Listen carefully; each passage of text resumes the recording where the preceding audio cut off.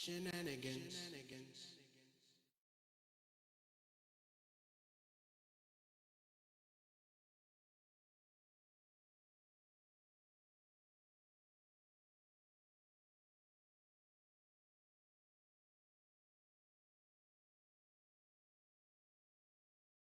Truth, lies, shenanigans. Truth, lies, shenanigans.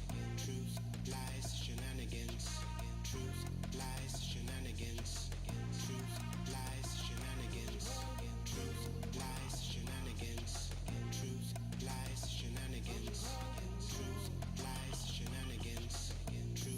lies, shenanigans.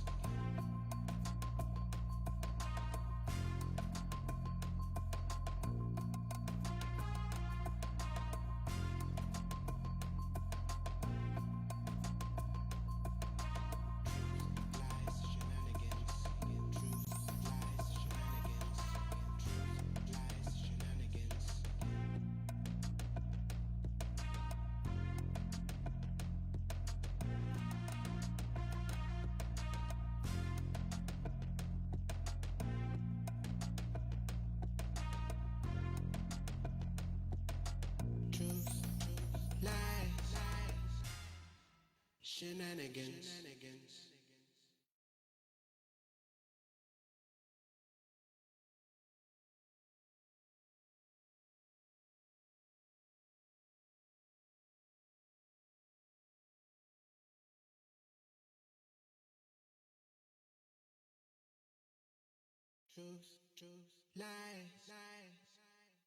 Shenanigans. Truth, lies, shenanigans. Truth, lies, shenanigans. Truth, lies, shenanigans. Truth, lies, shenanigans. Truth, lies, shenanigans. Truth, lies, shenanigans. Truth, lies, shenanigans. Truth, lies, shenanigans. Truth, lies, shenanigans.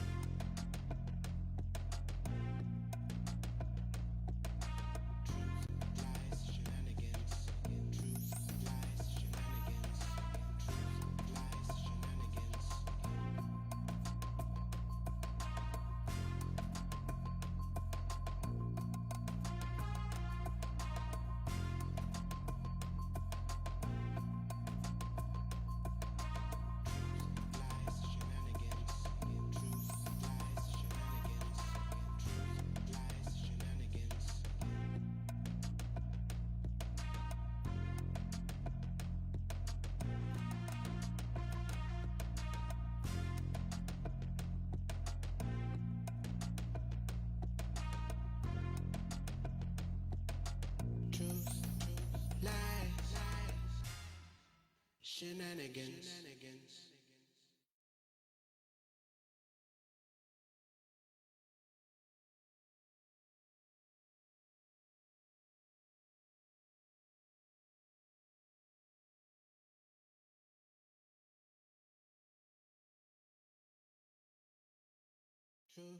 Truth, lies, shenanigans. Truth, lies, shenanigans. Truth, lies, shenanigans. Truth, lies, shenanigans.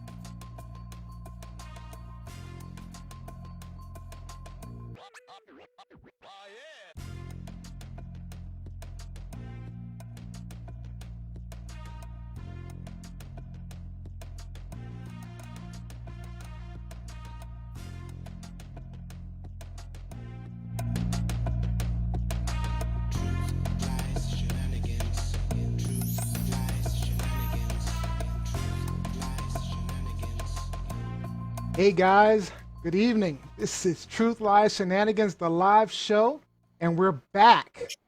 This is Wednesday, December 2nd, 2020. I go by the name Neo Nix, and I'm your moderator tonight for our return show, coming back fresh off the Thanksgiving holiday. Let me introduce you to my co hosts. Hope you had a great, restful time off. Our professor and journalist and cat lover, Lizzie Enders. Good evening. Happy hump day, everyone. No, I did not have any rest for the Thanksgiving break. I cooked, I cleaned, I graded 1,001 papers, and I'm still grading papers. So no rest. It's eat enders. But I'm glad to be back. Well, we're glad to have you back. And our Canadian rock star with the band Fallen Machine and loving Grandpapa, Robbie Rock. Hey everyone, it's great to be back. It's great to be back to do a live show. It was a nice little break, but excited to be on tonight. Good to have you, Robbie Rock. And out of Atlanta, Georgia, our production assistant turned co-host tonight, Gianni Storm. What's up, Gianni? Hey guys. Hey I hope Gianni. everybody enjoyed their break. Yeah, I did. I needed some rest. So I'm good. It was a good restful break. We've been busy for the past few months. So. All right, for today's show, all hot topics. Rob B is sharing the heartbreaking solution some people are taking rather than deal with another depressive COVID lockdown. Lizzie is asking, should kids go back to school the way the olden days of the pandemic management were? Outdoor schooling. I'll be talking about Stacy Abrams and being investigated for her efforts and getting folks registered to vote in the critical Georgia Senate elections. And Gianni Storm talks about Big Worm, aka Faizon Love, suing a movie studio and dropping the racist card for getting pulled out of a movie poster.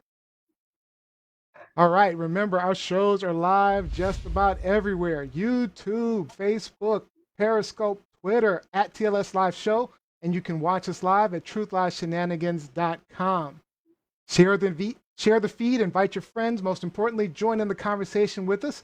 We want your live comments and questions to be part of the show. And so you never miss an episode, don't forget, subscribe on YouTube or wherever you listen to your podcast, iTunes, Google, Alexa, iHeart. We're all over the place. Now, before we jump into our quick fire question, now that we have our wonderful Gianni Storm back on the panel, I told her the next time she was on the show, she'd have to tell us all about her runway show that she had a few weeks ago. Oh yeah. Look at that, Gianni Storm. Oh, work it, girl. So where was this, Gianni?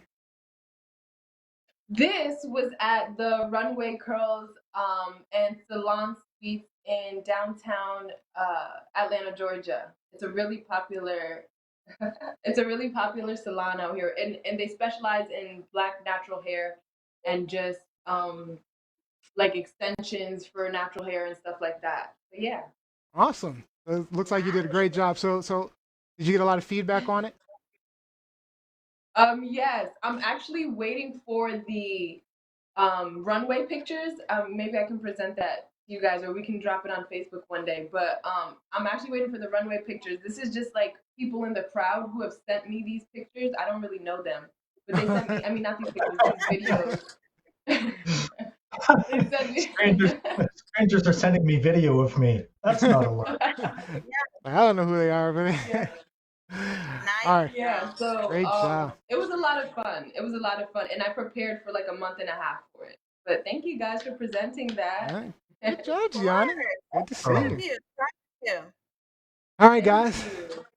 Time to move on to our quick fire question.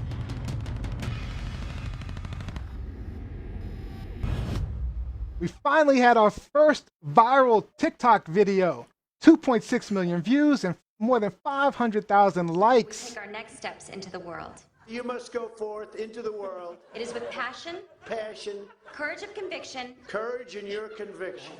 and most importantly, Most importantly, have faith in yourself. be true to yourself. We did it! I did it.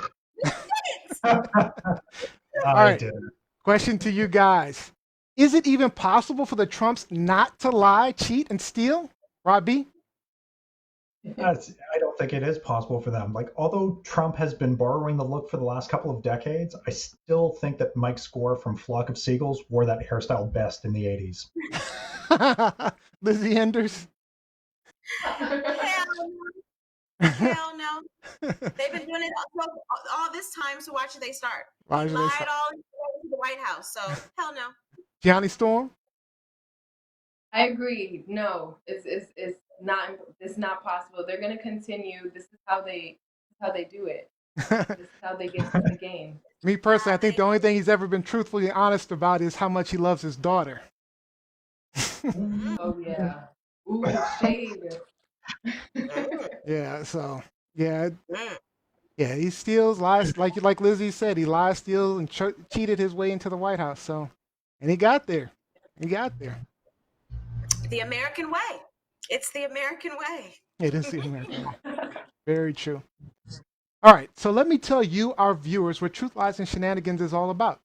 We'll be sharing our truths and opinions with you, calling out the lies, and pointing out those ridiculous shenanigans going on. But most importantly, on this show, we like to have fun with some shenanigans of our own. But one rule only, no cussing. Cuss all you want. Cuss all you want. That's Lizzie Ender's rule. Cussing. She has her own personal rule. Tonight's curse word. Tonight's curse word. Vito. Vito. What does that mean? Vito. I want you to say it so $10. I said it. Vito. Oh, is that a cuss word? I didn't even know it was a cuss word. Yeah, I got to talk to my Finnish connections. One, you got to learn how to spell it correctly. That's true. Or you look it up. And then you'll find out what it means. Voi Vito. Voi Vito. I wonder what it means. So I saw a quick comment from Ernest Cooper. It's not about truth, lies, or Trump's lies. It's all shenanigans. All right. Back, Ern. So we've got a lot to talk about. So let's roll right into our hot topics. Truth, lies, shenanigans. All right. The way Hot Topics works, one of our hosts will start us out and they'll tell us about their topic, tell us if it's a truth, a lie, or shenanigans, and exactly what went down. And then we'll talk about it with our panel until time is up and our friend Genji shows up. He'll drop in and let us know that time is up. Then we'll stop. We'll go to our live audience questions and comments online, and we'll talk about it for just a little bit more. So make sure you're online talking to us. Once we're done, we'll move on to our next host. All right, Rob B., I'm going to start with you. Is this a truth, lie, or is this shenanigans? This is a truth. It's a very sad reality that some people are facing during this COVID pandemic. Now that we've been in it, we're almost a year in. Some people have been in lockdown since January. So this, unfortunately, is just a reflection of how important our mental health is. If you wouldn't mind pulling up the picture, Neil. Yep. Pull it up, Neil. Yeah, yeah. So that's an image of Nancy Russell, a 90-year-old Canadian who was living in an elderly care facility.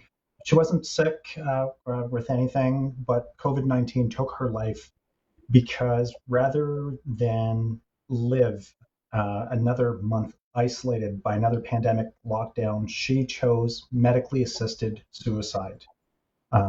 So pre-COVID, the facility that she was at featured communal dining. They had a very rich schedule of activities. Miss Russell was able to do her own shopping. She remained very active. She was a very social person. Then, after the COVID-19 measures were put into place, residents were eating meals in their rooms. A lot of the activities and social gatherings were being canceled because of regulations. Family visits were curtailed or eliminated. Sometimes they would meet behind um, just plastic tarps. Wow. So it really limited the ability for her to interact with her family. Um, and her daughter was just so sad. Just some of the quotes that she had during the interviews that being mobile was everything to my mom. She almost she almost overnight went from a very active lifestyle to a very limited lifestyle, and they had very early on a complete 2-week confinement to just her room. And when she wanted to be more active, the recommendation was, well, stand up and sit down in your room, stretch. So for someone who goes out and does her own shopping, has some level of independence, I can appreciate where it it just became too painful to go on that way. And I think it's a very sad reality of what's going on. Now, it's important to note medically assisted suicide is legal and available in Canada. So everything was done on the up and up, and she did pass with her family around her. So she went out on her own terms. And I really just I wanted to bring this to light because we've discussed mental health and the importance of it so much, and now this is just an ongoing thing for a specific demographic. We're seeing an influx of these numbers in the aged population, and I just really want to get a reaction from the panelists as far as do you know any elderly people in your life? Do you have any elderly people in your life who are facing similar struggles? Lindsay, Lindsay. did you want to start? I want to say, not that I know of. My sister Jacqueline and I, we have an uncle who is still with us here in Washington, D.C., and he just had his 82nd birthday, celebrated his 82nd birthday in Wow. November. But he's at home. He's at home. He's a widow. He's a widower. His My aunt passed away in 2018, so he lives at home with his son. But yeah, he's not in a facility. But then I have a cousin whose grandmother is in her 90s, and she is in I don't even know if it's called an assisted living facility. I think it's a kind of a step above that, if you will. Um, but she's in her 90s, and so far she seems to be happy there. So I can't say that I personally know anyone who is elderly, who is going through struggles, but I'm not surprised. Like, this isn't a story that surprises me or shocks me. I do still find that it's very sad, and I think it's one of the things that no one really considered in the beginning, back in February and March and April, when our government was denying that all of this was happening and denying how bad this could be. We didn't take into account um, the mental health of people who are confined in these type of facilities, who don't have access to their families, who don't have access to their normal routines, who don't have access to, like Rob said, even basic exercise. Like, going outside for a walk, or maybe if there were some type of exercise classes on the premises, they can no longer do that. So this doesn't surprise me the least little bit, and it's very, very sad. And in addition to that, I would argue that aside from the elderly, it also probably is taking a tremendous toll on people who are already suffering from some type of mental illness. and they're no longer able to get access to possibly their doctor Mm-hmm. or whatever routine or vice they had Yep. to help them through that illness. So it's a very real phenomenon that is happening. But we don't, Rob, we're not hearing a lot about it so far yet here in the States. At least I haven't. Not much. Johnny Storm, your thoughts? Um, I think that I don't know anybody specifically. Besides my grandmother, but she lives with a lot of my family, so I know that um, she's in personally dealing with. I know a lot of what a lot of elderly people are dealing with in assisted living and nursing homes and things like that. I've actually worked at a nursing home before. Um, it is quite sad. It's actually quite sad. But I think that I'm actually surprised that we're only hearing about one story. I know that it's I'm kind of surprised a, at that as well. I agree with you. yeah. I feel like maybe unfortunately, maybe we will hear more stories similar to this. And it's really unfortunate. It's really weird though that it's only like we're hearing this one story about it. Yeah. But yeah. And that's in the States. Again, this is a story about a Canadian woman. Like in the States, it's been, Right. we haven't heard a thing Uh, about this aspect I'm of really COVID. surprised that we haven't heard more about the suicides and the suicide rate, Yeah. that they're not really reporting on it. I mean, as far as me, I think, this is definitely sad. And I have a older um, mother-in-law who was living up in New York for a while.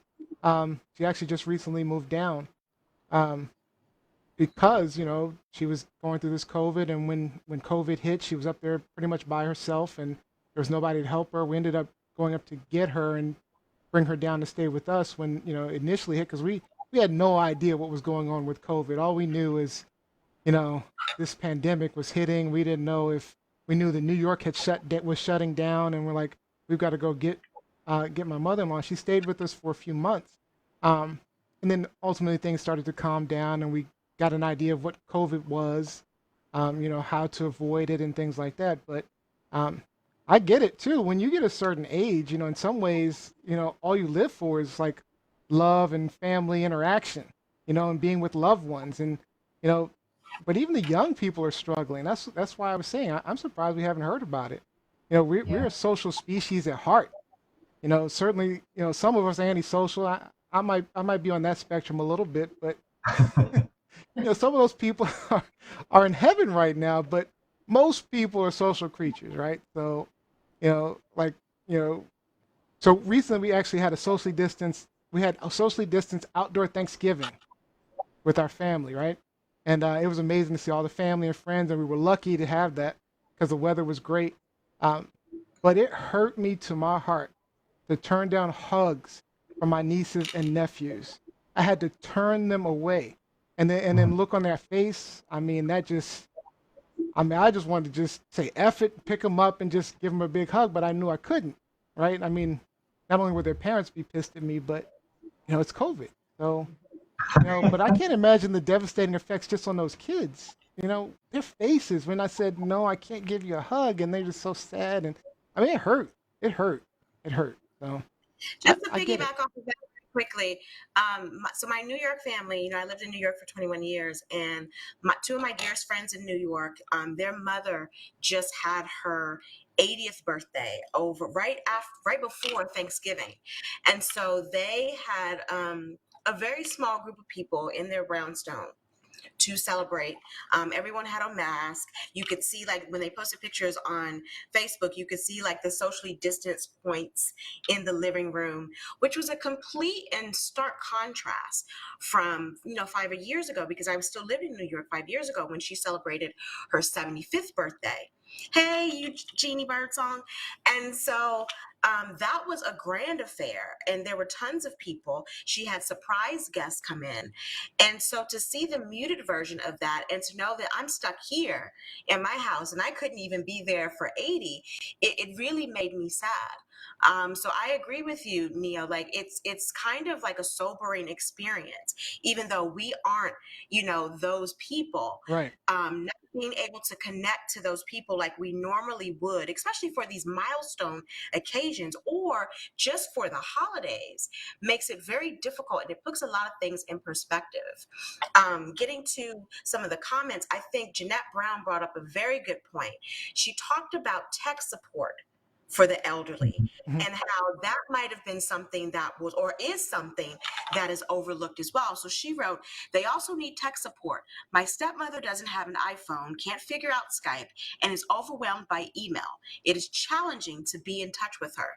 And I would have to imagine that the elderly population in this country and in Canada and elsewhere who are already kind of struggling trying to make the transition to all of this technology around them, and now to be cut off of that just makes it even worse. Yep. That just makes it even worse. Robbie, do you have any comments before we shut down? Really, it's the crux of it for me is that this woman was able to provide a legal, legitimate basis for a medically assisted suicide. This wasn't just someone who took their life of their own volition. She was able to go through the motions, to go through all the proper procedures to get a medically assisted suicide. So the mental health aspect is very real, and we really owe it to ourselves and to our loved ones. Even if you don't care about someone, care enough to, if you have an exchange with them, that it's a real human interaction. Yep. Totally agree. All right, to get some of his comments online, Gianni and I are going to tag team on this. But Mike Winter made a really great point because my wife actually suffers from this. So combine this with seasonal affect disorder and lack of sunlight. So, I mean, it just, with these shutdowns, it could just go. What are you saying, Lizzie? I saw you putting your hands up. Notice Rob and I are the same complexion right about now, right? It's probably normal. Yeah. It's probably normal. I'm sure it's not lighting or anything. It's probably normal. I think so. Did you see some comments, Kevin, Yanni? Yeah, Kevin Thaxton said that it's sad that the only people that can help them with technology are the ones that may carry a virus that could kill them. Oh, that's a good point. Yeah. Yeah. Yeah, no, I like that idea. It would be interesting if, I guess the companies, corporate backing, like Skype stations, if you will, WebEx stations, Zoom rooms, just to set up an independent station where in facilities, or even if it's a mobile facilities for the day, and you can connect with your loved ones. I think that would be a wonderful corporate initiative at this time. I agree. Jose says at Rob B. And not hugging our granddaughter, our nieces, walking away with tears in your eyes, hearts torn. We feel you, Neo. Yeah. It's so, I mean, I struggled with that. I mean, and their faces is all I really remember. I mean, it already hurt me because I love hugs. I mean, again, I might be somewhat antisocial, but I love hugs, especially people I care about. And, it's tough. It's really tough. Yeah, I can imagine Grandpapa with that little cutie. There have been those moments. Yeah. Yeah. All right, let's move on. We have a lot of topics today, so let's go ahead and move on. We're going to move on to our lovely Lizzie Enders. Lizzie Enders, is this a truth, lie, or shenanigan? It's shenanigans. I mean, I always get the double-edged sword here. You do. It has some truth in it. There's definitely some historical truth, some factual truth, but in my opinion, it's shenanigans. So back in July, the New York Times posted this article talking about how historically, during previous pandemics in this country, the education system decided that they were going to use alternative methods for school. And one of those methods was to have classrooms outdoors. During the flu pandemic, during the tuberculosis pandemic, they had classes outdoors. And so some of those classes, I think this is one of them actually, a lot of the classes in New York were on the ferries. A lot of them were in parks. A lot of them were just around the city at a time where it wasn't as developed as it is now. And so the whole premise of this article is doing a flashback to that time period and looking how various cities throughout the country engaged in outdoor classroom, outdoor instruction, and posing the question, should we do it now? Can we do it now? Is that a thing that we should be taking into consideration? And so before I give my entire diatribe as an educator, I want to pose the question to the panel, especially, Rob, who lives in a country that I think in certain aspects values open space more than we do a little bit here in the United States. But overall, what do you guys think? Do you think this is a viable option in the United States, particularly during a pandemic when Betsy DeVos Oh God. was the head of education in the United States? Okay. Who wants to go first? So why don't we start with Gianni Storm, the student? I would. I'm conflicted a little bit because I feel like on one end it's like, well, what's the difference? Like, you're still congregating. I don't understand. Like, you can still get the Catch virus. it. You can still catch it. And then on the other end, but at the same time, I know that students actually do really well with like learning outside. I remember like back in the day, sometimes in grade school, we would be able to go outside and it somehow just rejuvenated your will to learn or something like that. But yeah, so I'm kind of biased. I mean, conflicted. I don't really know. I don't think it's me personally. I don't think it's like the best idea because I think that it's still unsafe and it still doesn't make sense. But I think that it sounds like a good idea. I mean, it could work. I feel like we should try it like with certain groups of like certain ages of students and see how it works. But yeah. All right. So since you wanted to hear from Rob B, I'll jump in, and then we'll let Rob B go just before you. So I gotta say, at first I was like, hell yeah, this is perfect. I don't care. The kids can go out in the cold. They've been taught in the cold in the past. I remember when I was in school, it was freezing in our schools, and and it was hot. We didn't have air conditioning. I mean, when we were at Wilson together, we didn't have air conditioning. In fact, that's how I won student government president, because I promised air conditioning. I don't even remember that. I know, But right? do you remember when we were in end of 10th grade, all of 11th grade, when Wilson was being renovated and we had classes in the hallways? Yes, I do remember that. And how ineffective that was. But continue. Ineffective. I'm just saying, but that was my first thought. We have modern conveniences. It doesn't mean we risk people's lives in exchange for those conveniences. Plus, some of those modern conveniences can make outdoor easier, better. I mean, it won't be freezing because you can have heaters outdoors. But then I realized, and I thought about it some more because I knew this was coming up. Back in the day, virtual learning was not a possibility, right? But being that this is a temporary pandemic, I mean, not that it's going to magically disappear, but it's not going to always be a pandemic. There's absolutely nothing wrong with learning virtually for the time being. I mean, and virtual learning is relatively effective. It's not as effective as in-person learning. We all know that. But I mean, comparing it to, and you're sort of right about being in the hallways and all that stuff, how ineffective that was. It was hard to concentrate and pay attention. But I think virtual learning is just fine. I don't see why they have to be forced to be outside. All right, Robbie. All right.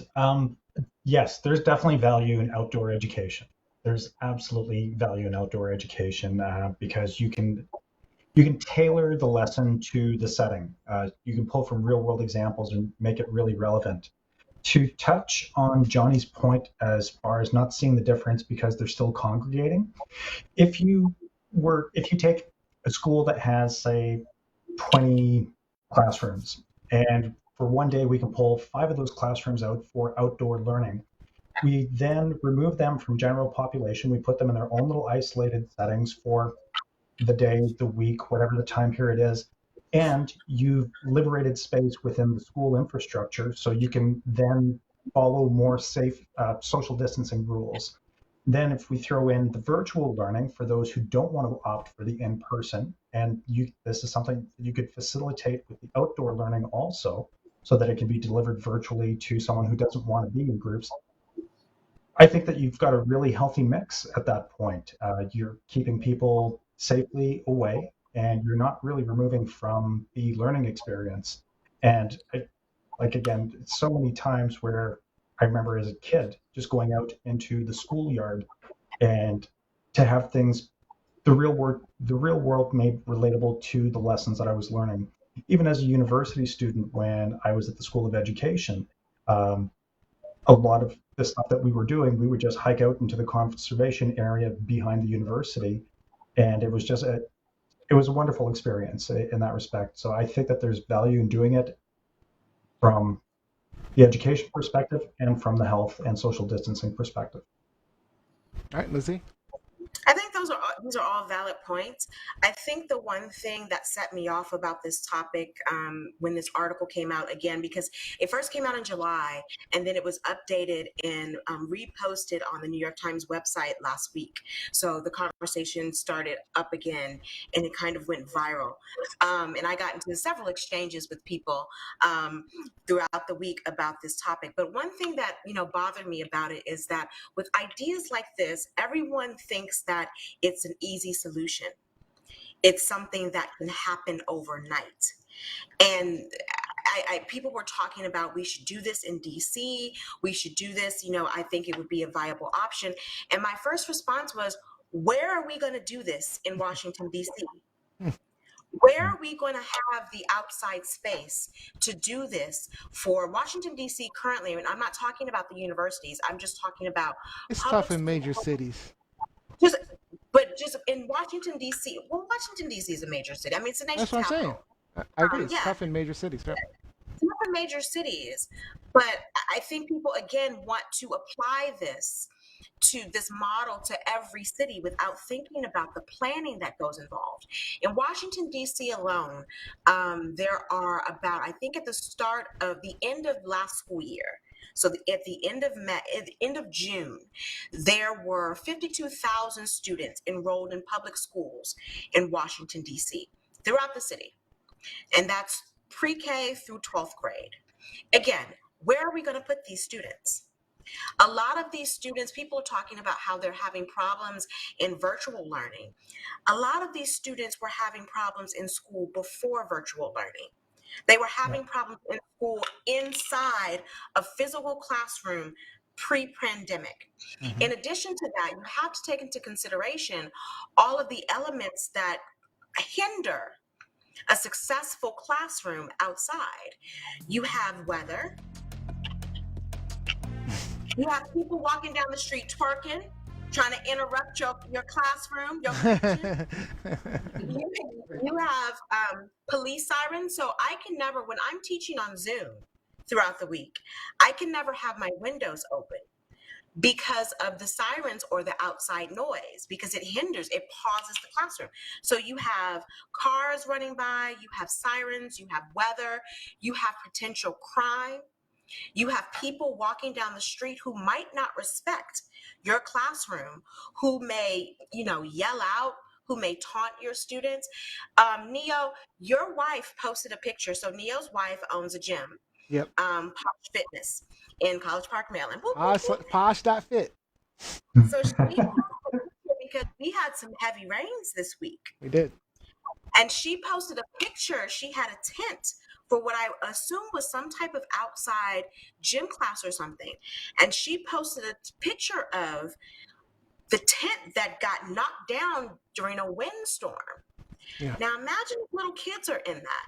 In addition to precipitation with weather, you're talking rain, you're talking snow, you're also talking allergies. Yep. I am extremely allergic Yep. to the outside. Yep. And so it would take a lot of planning. This is not an easy thing Right. that we could jump into. I could see it happening in cities because the picture that I actually posted, When I posted this story or the promo for this segment online, that was from a picture of a classroom in St. Louis. So several schools in St. Louis started outside instruction in September, but not the entire St. Louis public school system. These were very small, most of them private schools. So they're funded not with city funds, but also with private funds, and they have smaller classrooms. The average size of a DC public school classroom is upwards of 25 students. Where are you going to put them?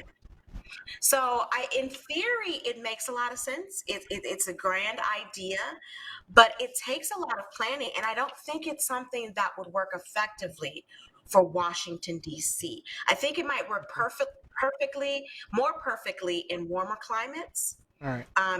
In states like California, Sure. not Florida, because Florida has a lot of hurricanes, and the hurricane season, is long. Plus, Florida's a little crazy, and we don't want the kids outside. But also think about security.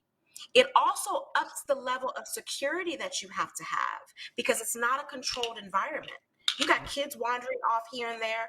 So there are a lot of things that go into this topic. And so in all of my arguing and fussing with people all week, I just wanted to let them know that this isn't an easy fix. No. And you also have to ask the teachers, do I want to go outside and teach? Hell no. I do not. All right, let's get to some of these comments online. Let's get to some of these comments online. All right, so Kevin Thaxton said, which one was the hottest parts of the school? I would say the third floor. Heat rises. That's true. And down by the pool. And that exhaust down by the pool. Yeah. My cousins, Jeanette Brown says, my cousin's kids in Central Florida are in school outside. Wonder if Southern Cal does have the same. I have thought of relocating for winter there. I bet. Did you see something, Gianni? Yeah, Mike Winter said, in fact, the CDC is currently focusing on using Duke's pandemic response experience as a model. I can only assume that there was a combination of all of this going on at Duke now, Duke University he's speaking about. Jacqueline Robinson says, Florida also has that idiot Governor DeSantis. All right, so we're definitely out of time. So let's move on to our next hot topic, and I believe that's going to be me. Truth, lies, shenanigans. All right, so let's see. There we go. Georgia State Secretary investigating widespread fraud in Georgia. Crazy. It's not, sorry, it's not coming up. All right, there we go. Sorry. All right, I'm going to have to switch to, sorry, something's not working right here. I'm going to have to switch to you, Gianni. You ready? All right. Yep. All Okay. right. So, the entertainment industry has been talking about a recent lawsuit, not just any lawsuit, it's a lawsuit involving Universal Studios. Everybody knows them from like E.T. to Jaws and like the big hitters, right? So Universal is being sued by Black American comedian and actor Faizon Love. So if you don't know Faizon, he's been in things like Friday with Ice Cube. Big Worm. Yeah, Big Worm, exactly. He was in Elf. He was in Elf, yeah, the manager at Gimbals. Yeah, he was in Elf. Like he was like in all of these classic kind of films. He was in Big Mama's House. So yeah, just to name a few. So now get this. Faizon Love is suing Universal for racially discriminating him by taking him and his co-star off of the promo posters for the couples retreat movie that they started back in 2009. So Neo, if you want to pull up the trailer, Absolutely. you know what the movie is. You are not buying some 20-year-old broad a motorcycle. This girl makes me feel young again. Bang, bang. She's a kid. Buy her a Hello Kitty book. He's silly. Yeah. Yeah, so Faizon says in his interview with Vlad TV, and I quote, the movie came out and there are two posters. One comes out and everybody's on it, and the second one, all the black people are off of it. And I'm like, what the F. So they had the poster at the press junket, like for the movie and stuff. And so his co-star actually noticed it. Her name's Callie Hawk. Yep. And so together they asked the producers about like what's happening. You know, we're not on the promo picture for the press junket. Like we're here. This is awkward. Yeah. And so the producers are like, oh, we don't know what happened. We must have ran out of ink. Like, so they were kind of like. Yeah, I have a clip for you if you want to play it, where he explains all this. Clip. Yep, I got you. Racist. And this is probably the only time I've ever experienced racism. Because I never gave a fuck about racist people. As long as they don't touch me. You know, I can be a nigga from across the street, but you come across the street. No N-word. I'm going to show you the grade. That's what we call it. I'm going to show them the grade. But this was different because we did the movie Couples Retreat. And there's two posters. There's a poster with everybody on it, including the two black people. And then there's another poster with the black people on it. Callie Hawk was so smart that she plays my coach. And I didn't even notice it because I hate looking at myself. She said, you notice me not on the poster? I look, I'm like, oh shit. The suits come around, Scott Stuber, who runs Netflix now. Oh, what happened? The printer must have ran out of ink. We're so sorry, we didn't know. We if Vince Vaughn would have been left off the poster, somebody would be like, motherfucker, where's Vince? But the only two niggas on the poster are left off. And if you look at the poster, we're way in the back. We can just take these people off and nobody's ever going to know. Adam focusing on, he says, well, we don't know if they knew you over there. Well, how are they going to be? The only two black people in the movie are off the poster. And then there's a breach of contract here, too. Like, you can't just take me off a poster and not everybody else. But it's so blatantly racist. It's blatantly saying, fuck you, what you gonna do, nigga? They didn't take us out the movie. And then they're still promoting that in different countries like that. So, Neo, you picked that clip or Gianni picked that clip? Gianni picked that clip.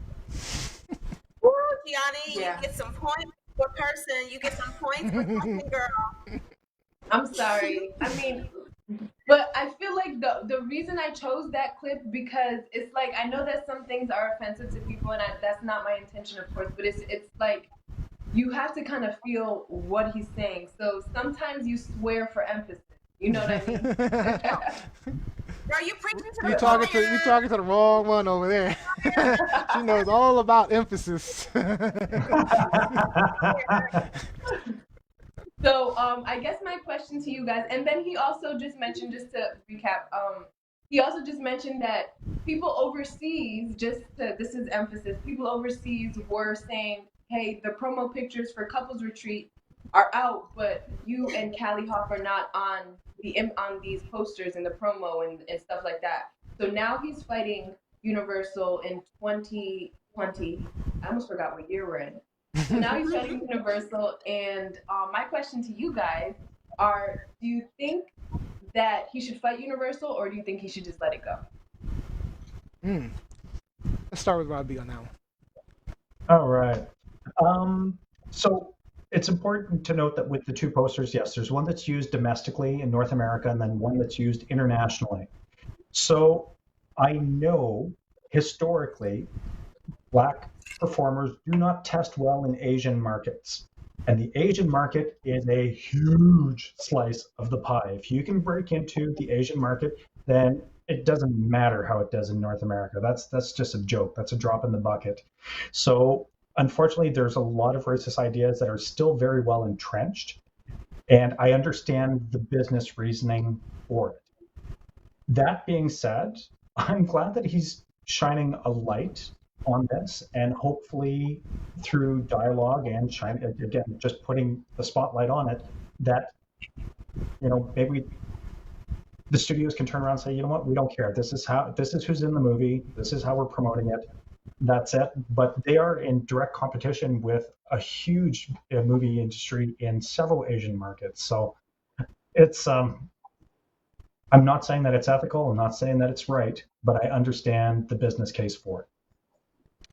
Let me jump in real quick. So one thing Faizon said later in that interview is the reason he's doing it now is because after that movie in 2009, which was Couples Retreat, actors like John Boyega from Star Wars, if you remember from Star Wars, he was like shrinked down in one of his movie posters for an overseas poster, and there was another actor that he had mentioned, can't recall the name, um, but he said if he had done something about his issue, then maybe those things would not have happened to them. So I I don't care that it's years later, and he's making a fuss. I say it's better late than never. Like he said, you know, when the suits told him, we figure they won't know you over there. Well, he said, how will they get to know me then if you're going to take me off the poster and everything? How do they get to know, the black man in the poster? So, um, I'm not mad that he's making a fuss of it. Lizzie? I'm not mad that he's making a fuss, but Robbie touched on a very important point here when he talked about international markets versus U.S. domestic markets. So as I've repeated 1,000 times, I lived in Europe. I lived in Finland for a year and a half. And when I lived there, the Bodyguard, remember the Bodyguard with Whitney Houston and Yep. Kevin Costner, that came out, worldwide success. However, the poster for the Bodyguard that was published, that was marketed, that was everywhere in the United States was not the same poster that I saw in Finland. The poster that was in Finland had Whitney Houston kind of like a shadow. You couldn't see her face. She was kind of off to the side. Kevin Costner was the one who was highlighted in that particular poster because he was the Bodyguard and he was white and this was Finland and I was the only black person in Finland, so they weren't really marketing to me. But that's something that people need to understand, is that international marketing is completely different But than does it what we make it have. right? It could be different. You didn't let me finish. Okay. Thank you very much. International marketing is completely different than what we have here.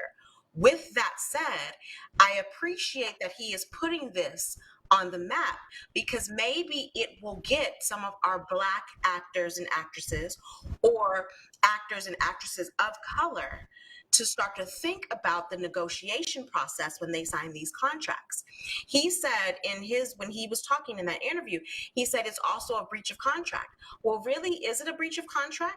Yeah, Did you I have doubt it in it. I doubt it's in his contract. that you were supposed to be on a poster? Now you can, moving forward, that could be something that you talk to your agent about, that you include to prevent this from happening.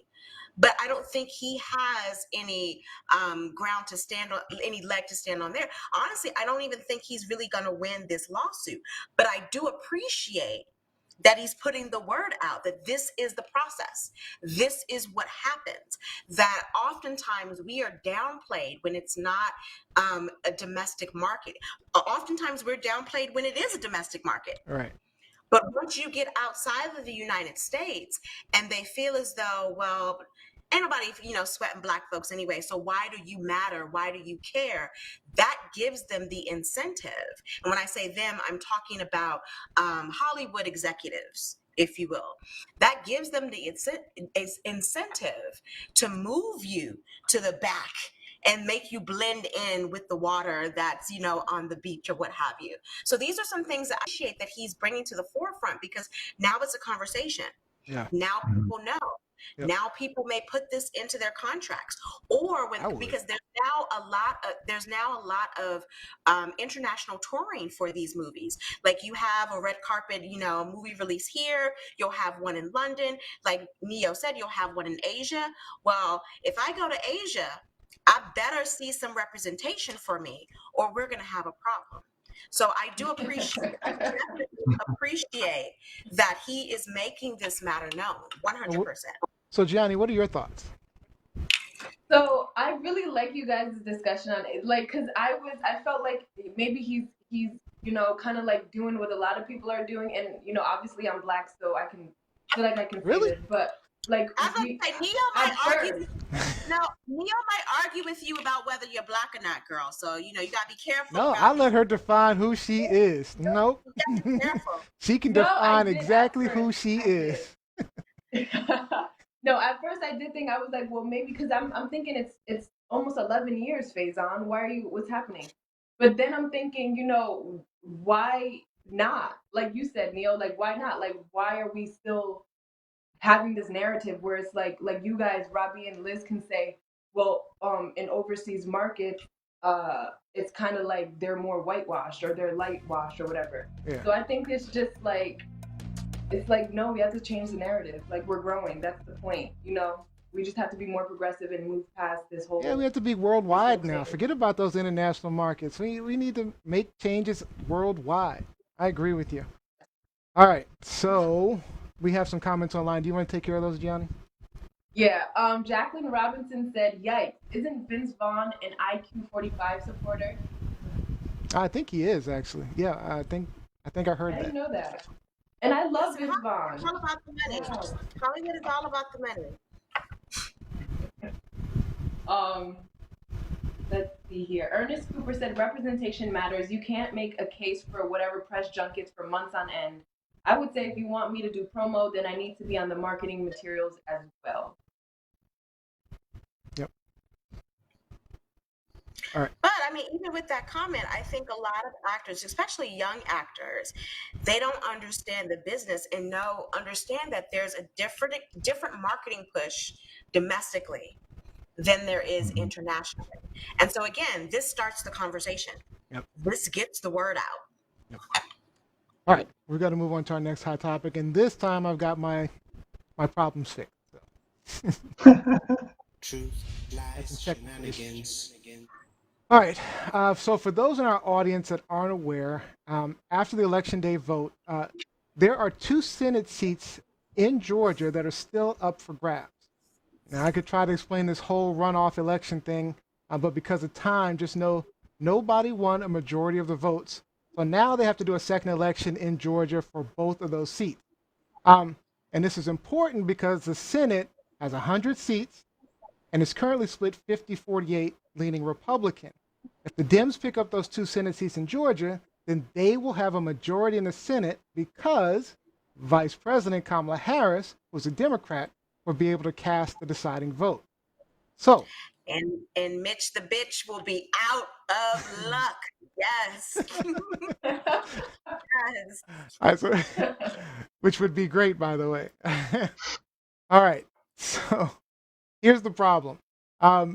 Georgia Secretary of State Brad Raffensperger, a Republican, says he's launching investigations to several groups, including one founded by Georgia candidate for governor and Democratic superstar Stacy Abrams. Hey, girl. For seeking to aggressively register, in quotes, ineligible, out-of-state, or deceased voters. The groups being investigated include America Votes, Vote Forward, and New Georgia Project, which was the one founded by Abrams and previously chaired by one of the actual Georgia Senate candidates, Raphael Warnock. Now, Raffensperger said he'd received specific evidence that these groups have solicited voter registrations from ineligible individuals who have passed away or live out of state, and that he's issued warnings several times to these groups. So, my panel, question to you. Do we think that this is grandstanding and more Trumpism, or are these groups really registering fake voters? I want to start with the Atlantean, Georgia, Gianni Storm. I'm shook. I was like, off gate, I don't believe it. I feel like it is antics of the Trump terror mob group. But I just feel like that would be really kind of disgusting if that's true. That would be really disgusting and disappointing. But my thought so far is I don't believe it. I think that I would have to know more facts. Agree with to you. really run with that. Robbie Rock. It's to me, this is just another thing that's indicative. It's just another thing that's lumped in with the Trump supporter base. Just the lack of ethics, some of the straight up shenanigans that we've seen time and time again. It fits the MO that they're trying to push their agenda at, like Liz keeps saying, that like no matter the cost, at whatever cost. So who cares if you're undermining the democratic process as long as the end result is you're going to get the representation that you want. And I've just seen this too many times from the Trump supporter base. Yeah. Lizzie? I don't trust. I'm with Rob B. I don't trust anything they say. Remember, Stacy Abrams, after she lost in the governor's race to, Georgia Governor Brian Kemp, she went out and registered 66,000 Yep. people to vote. Each. That's why they're mad. That's why they're nervous, because they know that she has the power of the people and that she can go out in these communities and get these voters to listen to her.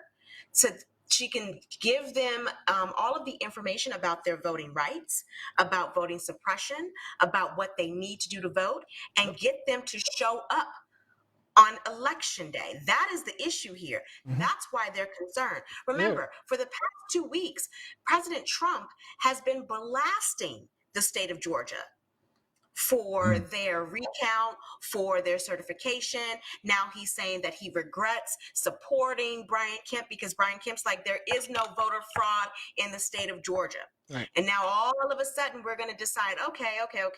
We have this election coming up where these 2 Senate seats, very important Senate seats, are up for grabs. And now here comes Stacy Abrams again. She might ruin it for us. So let's investigate her. Mm-hmm. Let's again point the finger at her. So I don't believe any word they say at all, period. Like, our girl Whitney said, show me the receipts. Yep. Now they say Show me the receipts. they said they had evidence, right? But so my thoughts are, I think it's possible that these groups may have accidentally registered some voters that were dead or out of state. I'm sure it happens all the time. Or maybe some individuals in the groups tried some shenanigans. That's possible. But as you're seeing with the recounts, we're talking a handful of votes, right? So we're talking like it may happen. These things may happen, but we're talking maybe 10 votes, 20 votes, at most 100. But also remember, the New York Times investigated when Trump was making these allegations after the election, Mhm. when he was making these allegations about all of these dead people voting, the Mhm. New York Times went and did an investigation. Yep. And they found no Nothing. evidence of that. Nothing. Yep. So I mean, here we are again. do I believe in the possibility? It's possible. It's possible. But the problem is with Trump's grandstanding.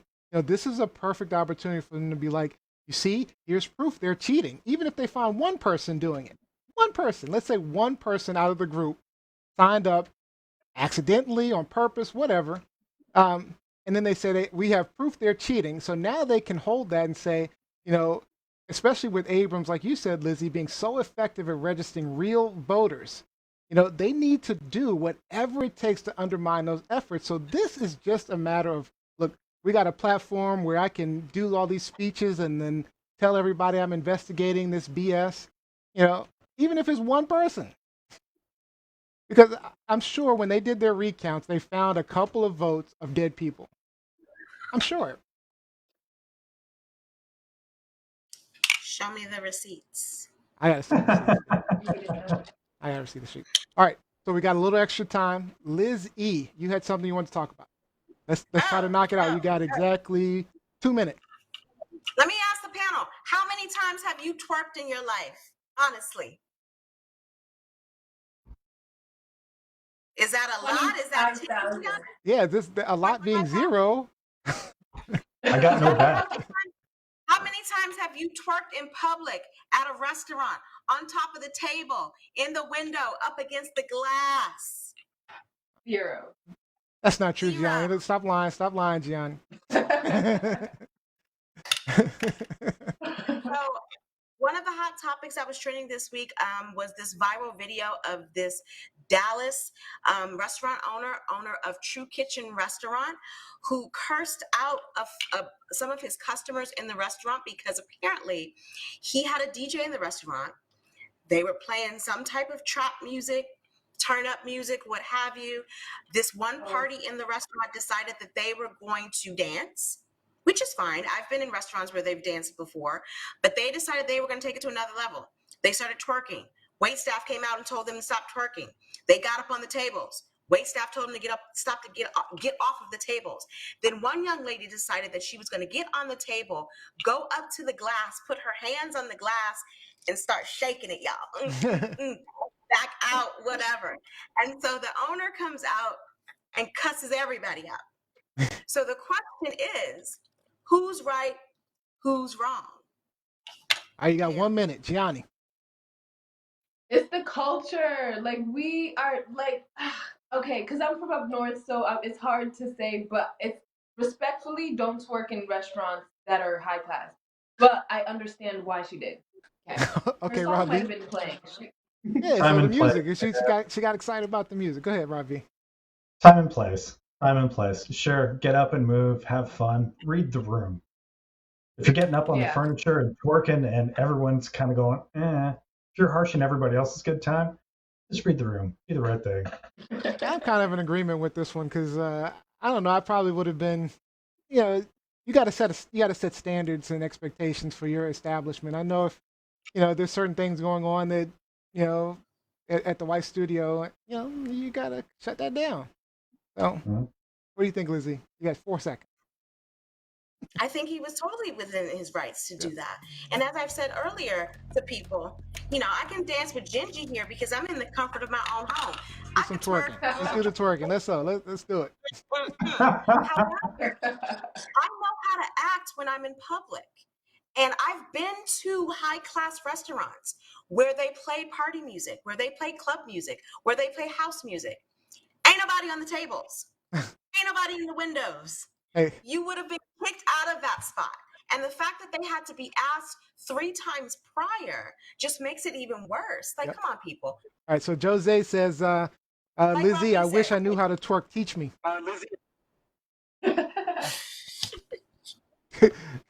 Lizzie just all right. Mike Winter says, Rob B, you haven't been shaking. What you got? Question mark. Ernest Cooper says there's no widespread evidence of voters cheating. There's significant evidence of voter suppression. That's a good point. Oh, yeah. That's a good point. Kevin Thax says no way that there can be more than one John Smith. All right. There's a lot of good comments online. Sorry, we got to move on, though. So appreciate your comments and thoughts. Truth, lies, shenanigans. All right. Time to jump into our game show.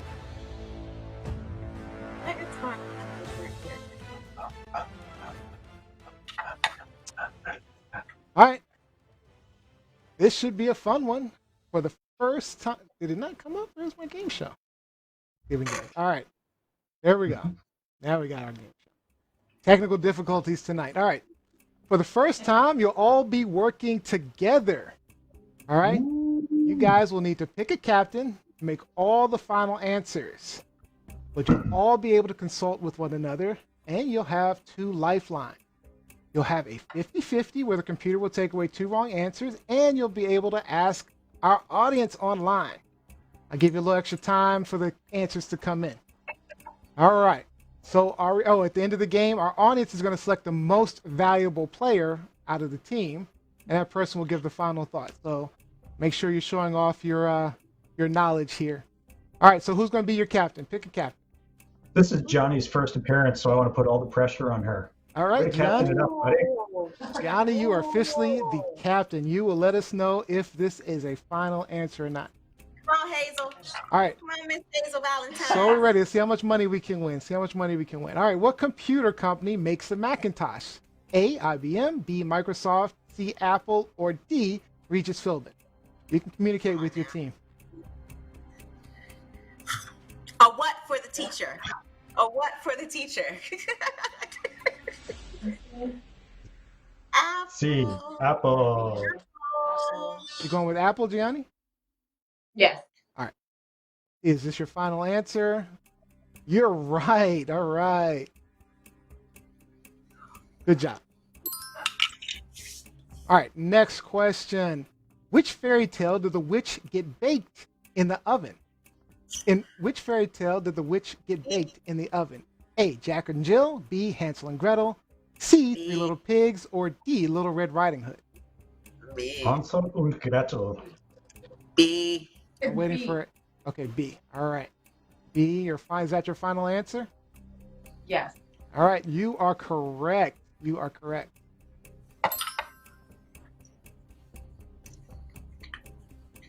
All right. Next question. How many governors are there currently in the United States?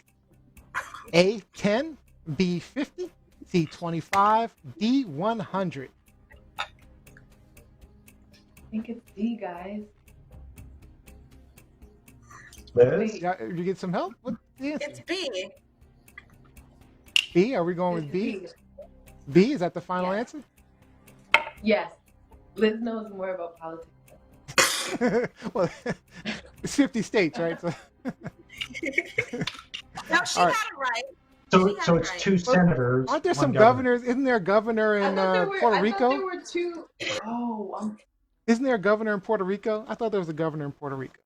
Anyway, Puerto Rico is a commonwealth. It's not in the United they States. said how many governors? It's still in the United. Okay, we'll move on. Next question: how many states have names starting with the letter K? By the way, we're at $500.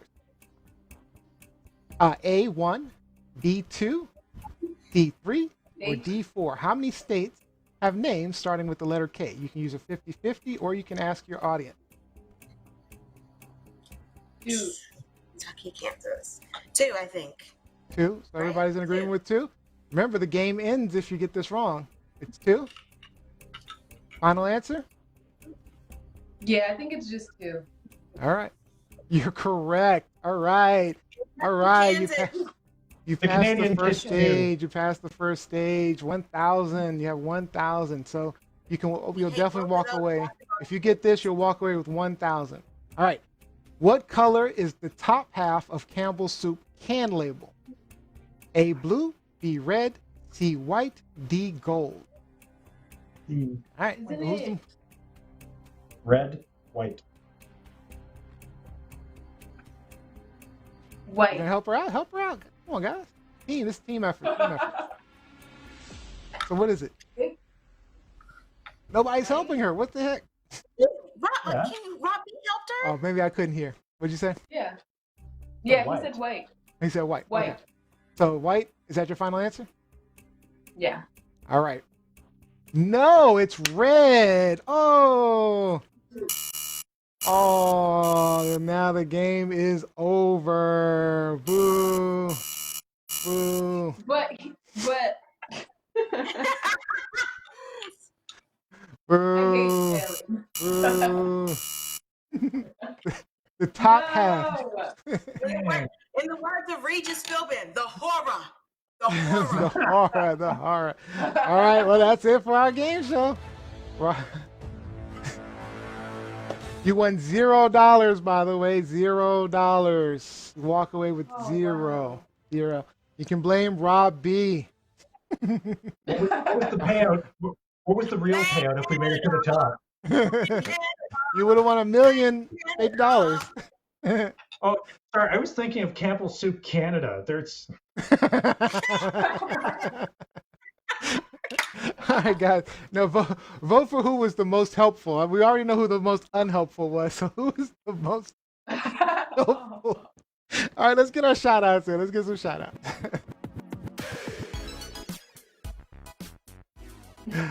All right, Gianni Storm. Let's get some shout outs. I want to shout out to the audience and everybody that commented tonight. We had really good comments, so thank you guys for doing that. We love when you guys engage and make you a part of the show. So thank you. Robbie Rock. Shout outs? shout out to Jose for ripping on me for losing that game. Way to go, babe. Way to go. Lizzie Enders. Shout out to the Washington Wizards. Breaking news: the Wizards are supplying Russell Westbrook from the really? Rockets. Whoop, whoop, What? whoop, whoop, whoop. Wow, and they get John Wall back next season too? I What? have to go to some hoops games, y'all, up in DC. How did they acquire him? I need to know. Well, Russell Westbrook was very unhappy, and he's been talking about. Everyone thought he was going to go to Charlotte. Uh-huh. That was the first indication, but apparently, nope. He is Nice. going DC. He's coming to DC now. All right. All his fashion. All right, I got a special shout out to Rupka and Jose, who recently joined our TLS family. Jose will be managing our Twitter pages, and Rupka will be covering Instagram. Also, we're working a way to get you guys involved in contributing to TLS, so stick with us. Early 2020, we'll be telling you how you can contribute to Truth Lies Shenanigans. All right, guys, that's all the time we have for tonight. I'd like to thank you guys for joining us. We hope that maybe you learned something, gained a new perspective, or even got some things off your chest. Don't forget to like, follow, subscribe at TLS Live Show. And if you missed any of our live show today, check out our clips online on YouTube, Facebook tomorrow for you to share them out. Now, Robbie puts a whole lot of work into getting those clips out for you every show. So let's show him some love. Check out those clips. Click like or subscribe, and then share. Don't forget, also subscribe to the podcast on iTunes, Spotify, Google, Alexa. Had a fun time tonight. I hope you did too. Make sure you watch our next show on Sunday, 4 p.m. Eastern Time, 1 p.m. Pacific. Specifically 1 p.m. We do have a special guest. We have a special guest host joining us, Angela Cherie from the Ever Evolving Podcast. She's really awesome, so make sure you check out her podcast and her Instagram page at the Ever Evolving Podcast. All right, so who is our winner? Let me look online. Who's our winner tonight? We're just going to give it to the captain, Gianni Storm. Gianni Storm, you get our final thought for the night. Final thought. I just hope everybody has a good rest of the year. We're closing the year. So just stay positive. Hopefully 2021 will be better. And yeah, just stay positive, everybody. High vibes, high vibration. All right, guys. Great show tonight. See you soon. Do it at home. Twerking. Twerking.